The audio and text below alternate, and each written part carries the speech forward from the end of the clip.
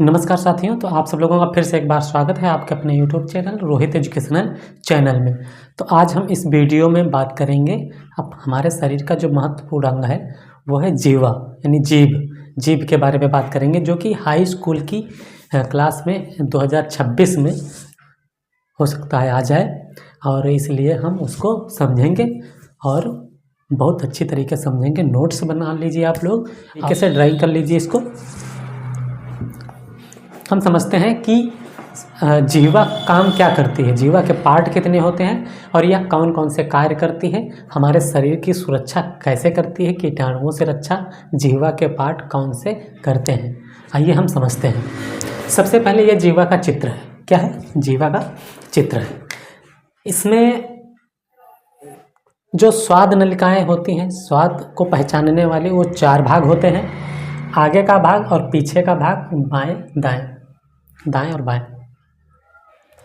तो इसमें जो आगे का भाग होता है ये कैसा स्वाद महसूस करता है? ये वाला, ये मीठा महसूस करता है। जब कोई चीज़ हम मीठा खाते हैं तो उसका अनुभव कौन करता है? ये वाला जो जीभ के आगे वाला भाग, जीवा के आगे का भाग महसूस करता है। ये इधर जो है ये खट्टा महसूस करता है और उधर मीठा महसूस करता है। मीठा जो बाएं और दाएं खट्टा और मीठा महसूस करते हैं। जो आपको बाएं दिख रहा है नमकीन महसूस करता है, नमक जैसा, और इधर जो दाएं हैं वो खट्टा महसूस करता है।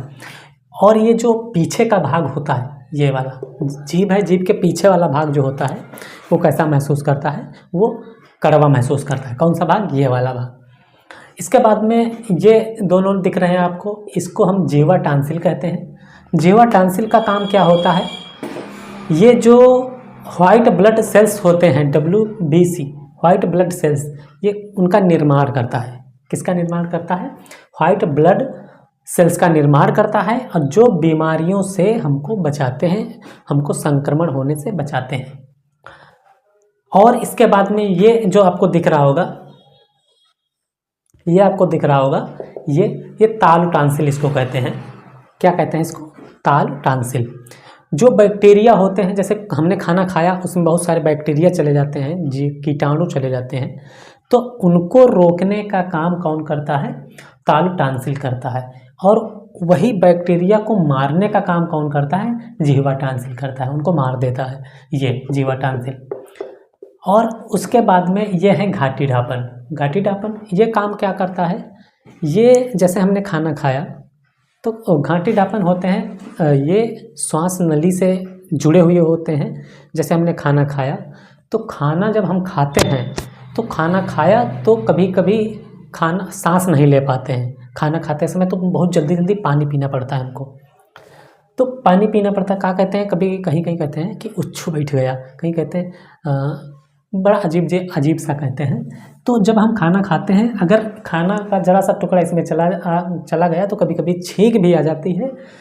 और इससे क्या होता है, अगर छोटा बच्चा है, वो कोई चीज़ आलू वगैरह खा लिया, एक बच्चा था, उसने, छोटा ही था, वो आलू खा लिया, उसकी घाटी ढापन में आलू रह गई, कच्ची आलू थी, घाटी ढापन में रह गई, तो वो श्वास नहीं ले पाया, इसलिए उसकी मृत्यु हो गई उस बच्चे की। तो ये घाटी ढापन क्या करता है? ये ढक लेता है। ये वाला जब खाना खाते हैं तो अपने आप को ढक लेता है, जिससे खाना जो होता है, जैसे कि ये नलिका है, ठीक,